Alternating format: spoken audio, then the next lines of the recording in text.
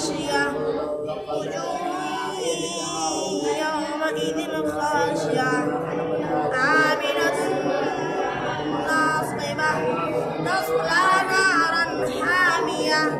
تسقى من عين آنية ليس لهم طعام إلا من ضريع لا يسمن ولا يغني من جوع وجوه يومئذ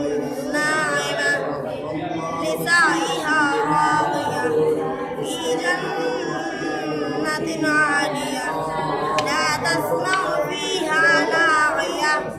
فيها عين جارية فيها سرر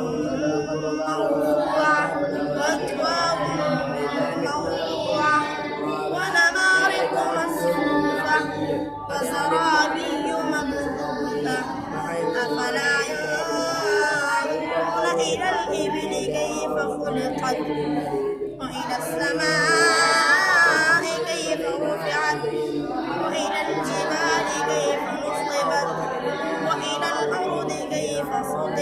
الأرض كيف سطحت فذكر إنما أنت مذكر لست عليهم بمسيطر